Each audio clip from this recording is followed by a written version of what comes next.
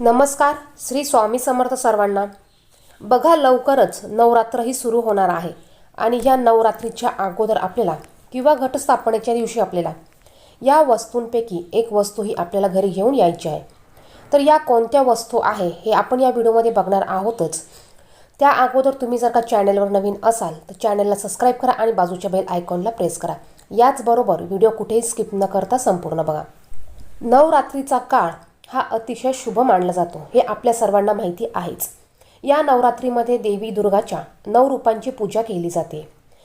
त्याचबरोबर उपासना, पूजापाठ यावेळी केलेले उपाय आपल्या जीवनातील सर्व दुःख दूर करतात. याचबरोबर आनंद आणि समृद्धीने भरलेले दिवस देखील आपल्या जीवनात आणतात.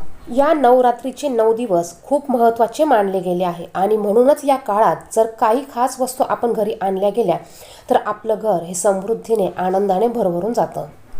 थोडक्यात सांगायचं झालं तर या नवरात्रीमध्ये या 9 दिवसात माता देवीचे भ्रमण आपल्या पृथ्वी लोकात सुरू असते. तसेच या काळात माता देवी सर्व भक्तांच्या घरी जाऊन त्यांचे दुःख, येणाऱ्या अडचणी, सतत होणारे त्रास या सर्व गोष्टी दूर करण्याचे काम या काळात माता लक्ष्मी करत असते. आपण ज्या वस्तू पाहणार आहोत त्यापैकी एक वस्तू जरी भक्तांनी घरी आणली तरी त्या वस्तूकडे देवी माता आकर्षित होत असते आणि देवीची आगमन भक्तांच्या घरी म्हणजेच आपल्या घरी होत असते. या सर्व वस्तूंपैकी सर्वात पहिली वस्तू आणि सर्वात महत्त्वाची वस्तू म्हणजे श्रीयंत्र. श्रीयंत्र हे माता लक्ष्मीचे आसन आहे. माता लक्ष्मी ही अस्थिर आहे, चंचल आहे, हे आपल्या सर्वांना माहिती आहेच. जर का तुमच्या घरात माता लक्ष्मी म्हणजेच जो पैसा असतो त्या पैशाला देखील आपण लक्ष्मी म्हणतो. पैसा जर का टिकत नसेल, पैसा येतो पण तो स्थिर राहत नसेल, जास्त खर्च होत असतील, आवक कमी आणि खर्च जास्त होत असेल तर तुम्ही तुमच्या घरामध्ये या नवरात्रीमध्ये श्रीयंत्राची स्थापना करायची आहे. तुम्ही या नवरात्रीच्या अगोदर तुम्ही एक श्रीयंत्र तुम्ही घरात आणून ठेवू शकतात आणि घटस्थापनेच्या दिवशी या श्रीयंत्राची तुम्ही तुमच्या घरामध्ये स्थापना करू शकतात. यामुळे तुमच्या घरामध्ये माता लक्ष्मी ही स्थिर राहणार आहे. श्रीयंत्र हे आपल्या सर्वांना माहिती आहेच, माता लक्ष्मीचं आसन आहे. माता लक्ष्मीला अतिशय प्रिय असणारी वस्तू म्हणजे ती श्रीयंत्र आहे. त्यामुळे तुम्ही या घटस्थापनेच्या दिवशी किंवा अगोदर श्रीयंत्र आणायचं आहे आणि ते घटस्थापनेच्या दिवशी तुम्हाला तुमच्या घरामध्ये स्थापन करायचं आहे. यानंतरची दुसरी वस्तू म्हणजे पिवळ्या कवड्या. पिवळ्या कवड्या ह्या माता लक्ष्मीला अतिशय प्रिय आहे. तुम्ही या नवरात्रीमध्ये पहिल्या दिवशी, घटस्थापनेच्या दिवशी किंवा तुम्हाला या नवरात्रीमध्ये शक्य झाल्यास तुम्ही या 9 दिवसामध्ये तुम्हाला पिवळ्या कवड्या ह्या घरी आणायच्या आहे. ह्या पिवळ्या कवड्या तुम्ही आणल्यानंतर पहिल्या दिवशी त्याची तुम्ही स्थापना करायची म्हणजेच तुम्हाला पूजा करायची आहे आणि ह्या पिवळ्या कवड्या तुम्ही तुमच्या देवघरामध्ये माता लक्ष्मीच्या चरणांपाशी ठेवू शकतात. याचबरोबर ह्या पिवळ्या कवड्या तुम्ही तुमच्या तिजोरीत देखील एका कपड्यामध्ये गुंडाळून ठेवू शकतात. पिवळ्या कवड्या ह्या माता लक्ष्मीला अतिशय प्रिय आहे. जिथे पिवळ्या कवड्या असतात तिथे माता लक्ष्मी ही खेचली जाते, तिथे माता लक्ष्मी ही स्थिर राहते. त्या घरामध्ये पैशाची, धनधान्याची कधीच कमतरता पडत नाही.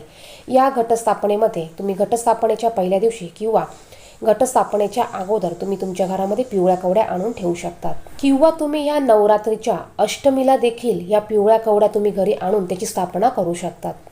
यानंतर तुम्ही तुमच्या घरामध्ये गजलक्ष्मीची खरेदी करू शकतात. बघा, तुमच्या देवघरामध्ये जर का हत्तीची जोडी किंवा गजलक्ष्मीची जोडी नसेल तर तुम्ही या नवरात्रीमध्ये किंवा घटस्थापनेच्या दिवशी किंवा त्याच्या अगोदर तुम्ही हत्ती म्हणजेच गजलक्ष्मीची खरेदी करू शकतात. गजलक्ष्मी ही देखील माता लक्ष्मीला अतिशय प्रिय आहे. जिथे गजलक्ष्मी असते तिथे पैसा हा भरभरून असतो. त्यामुळे तुम्ही या वस्तूंपैकी गजलक्ष्मीची देखील खरेदी करू शकतात. यानंतरची पुढची वस्तू म्हणजे यानंतर तुम्ही देवीच्या सौभाग्य अलंकाराच्या वस्तू खरेदी करू शकतात. या नवरात्रीमध्ये तुम्ही कधीही देवीच्या सौभाग्य अलंकाराच्या वस्तू खरेदी करून 16 शृंगाराच्या वस्तू खरेदी करून तुम्ही त्या देवी मातेला अर्पण करायच्या आहे. यामुळे तुमच्या सौभाग्यामध्ये देखील वाढ होते. अशा पद्धतीने या वस्तू देवीला जर का तुम्ही या नवरात्रीमध्ये अर्पण केल्या तर देवी आपल्यावर प्रसन्न होते आणि आपल्याला देवीचे कृपा आशीर्वादही प्राप्त होतात. देवीला ह्या सौभाग्य अलंकाराच्या वस्तू अतिशय प्रिय वस्तू आहेत. अजून एक खूप महत्त्वाची गोष्ट म्हणजे या काळात देवघरात सोन्याची किंवा चांदीची एक नाणी ठेवावी, पण त्यावर गणपती बाप्पा आणि लक्ष्मीची प्रतिमा असणे गरजेचे आहे. हे नाणे देवघरात ठेवून 9 दिवस त्याची पूजा करावी आणि 9 दिवस झाल्यावर हे नाणे आपण ज्या ठिकाणी धान्य ठेवतो त्या ठिकाणी ठेवावे. याचा चांगला लाभ आपल्याला बघायला मिळेल. यामुळे आपल्या घरात धनधान्याची कधीच कमतरता पडत नाही. त्यानंतर तुम्ही तुमच्या देवघरामध्ये एक मोरपीस आणून ठेवू शकतात. एक मोरपीस तुम्ही आणू शकतात किंवा मोरपिसाचा गुच्छा मिळतो तो तुम्ही आणून ठेवू शकतात. देवी सरस्वतीचे वाहन मोर आहे आणि त्यामुळे या दिवसात आपण एक मोरपंख घरी घेऊन यावे आणि या देवघरात ठेवून त्याची पूजा करावी.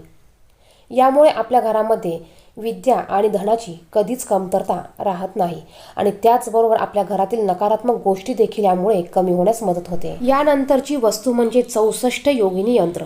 तुम्हाला 64 योगिनी यंत्र घेऊन यायचं आहे आणि ते तुम्हाला तुमच्या मुख्य दरवाजाच्या बाहेरून लावायचं आहे. तुमच्याकडे जर का अगोदरचं यंत्र असेल तर ते तुम्ही पाण्यात विसर्जित करून देऊ शकतात आणि नवीन यंत्र आणून ते पुन्हा तुम्ही तुमच्या दरवाजाला लावू शकतात. तुम्हाला या 64 योगिनी यंत्राची दररोज पूजा देखील करायची आहे. त्यानंतर बघा कलश तुम्ही खरेदी करून घरी आणू शकतात. तुमच्या जर का देवघरामध्ये तुम्ही कलशाची स्थापना केलेली नसेल तर तुम्ही एक तांब्याचा कलश घेऊन यायचा आहे आणि त्या कलशाची स्थापना तुम्ही तुमच्या देवघरामध्ये करायची आहे.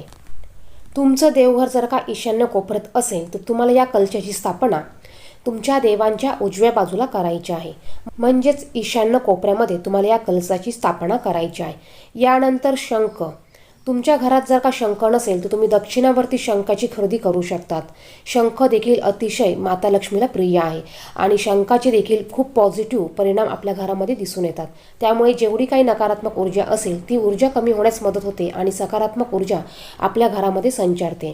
यामुळे तुमच्या घरामध्ये जर का शंख नसेल तर तुम्ही या नवरात्रीच्या अगोदर तुमच्या घरामध्ये शंखाची खरेदी करून तुम्ही घेऊन येऊ शकतात.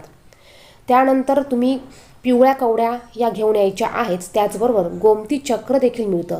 गोमती चक्राची देखील तुम्ही खरेदी करू शकतात. 2 किंवा 7 गोमती चक्र किंवा 5 गोमती चक्र आणून तुम्ही तुमच्या देवघरामध्ये त्याची पूजा करू शकतात. याचबरोबर तुम्ही या नवरात्रीमध्ये बघा कमळाचं फूल हे माता लक्ष्मीला अतिशय प्रिय आहे.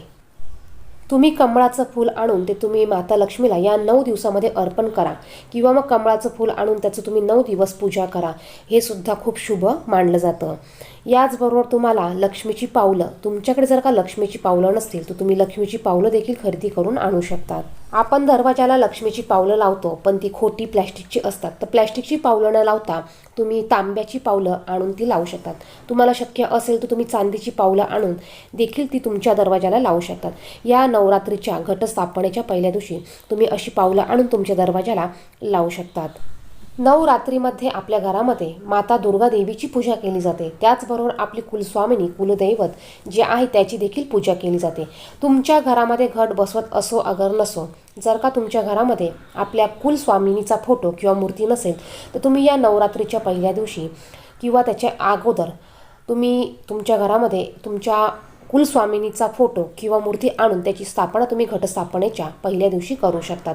आता घट जर का तुमच्या घरी बसवत असतील किंवा तुम्ही कामानिमित्त बाहेरगावी आलेला असाल, तुमचे आई वडील किंवा सासू सासरे हे गावी राहत असाल आणि तुम्ही दुसरीकडे भाड्याने राहत असाल तरी सुद्धा तुमच्या देवघरामध्ये तुमच्या कुलस्वामिनीचा फोटो किंवा मूर्ती पाहिजे. तर तुमच्या कुलदेवीची मूर्ती किंवा फोटो तुम्ही तुमच्या देवघरामध्ये स्थापन करायचा आहे. याचबरोबर तुमच्या घराच्या दरवाजाला मेन दरवाजाला लावण्यासाठी तोरण तुम्ही एक आणायचं आहे. बघा स्वामी समर्थांच्या केंद्रामध्ये खूप छान अशी तोरणं मिळतात. म्हणजे बघा ज्याच्यामध्ये पॉझिटिव्ह ऊर्जा आहे, काहीतरी म्हणजे अशा वस्तू त्याच्यामध्ये वापरलेल्या आहे, त्याच्यामध्ये देवीच्या कवड्या देखील वापरलेल्या आहे की त्याच्यामुळे पॉझिटिव्ह ऊर्जा ही आपल्या घरात संचारते किंवा त्याचे पॉझिटिव्ह रिझल्ट हे आपल्याला मिळत असतात. तुम्ही तुमच्या दरवाजाला जर का तोरण नसेल तर तुम्ही अशा पद्धतीने तोरण आणून ते तुम्हाला या नवरात्रीच्या पहिल्या दिवशी ते तुम्हाला लावायचं आहे. तर या काही वस्तू मी तुम्हाला या व्हिडिओमध्ये सांगितलेल्या आहे. या वस्तूंपैकी काही वस्तू तुम्ही तुमच्या घरामध्ये नक्कीच आणू शकतात. जर का तुम्हाला एवढ्या वस्तू आणणं शक्य नसेल तर तुम्ही यापैकी श्रीयंत्र हे आवर्जून तुमच्या घरामध्ये आणायचं आहे. बघा श्रीयंत्रामुळे लक्ष्मी आपल्याकडे येण्यास मदत होते. तुम्ही श्रीयंत्र आणा, त्याची स्थापना घरामध्ये करा आणि त्यानंतर त्या श्रीयंत्रावर तुम्हाला कुंकुमार्चन सेवा करायची आहे. दरवेळेस तुम्हाला श्रीयंत्राची पूजा करायची आहे. यामुळे बघा लक्ष्मी तुमच्या घरामध्ये ही अखंड वास करेल, लक्ष्मी ही स्थिर राहील आणि यामुळे तुमच्या घरामध्ये धनधान्यात कधीच कमतरता पडणार नाहीये. व्हिडिओत सांगितलेली माहिती आवडली तर व्हिडिओला नक्कीच लाईक करा. चॅनलवर पहिल्यांदा असाल तर अशीच माहितीपूर्ण व्हिडिओ बघण्यासाठी चॅनलला सुद्धा सबस्क्राईब करा.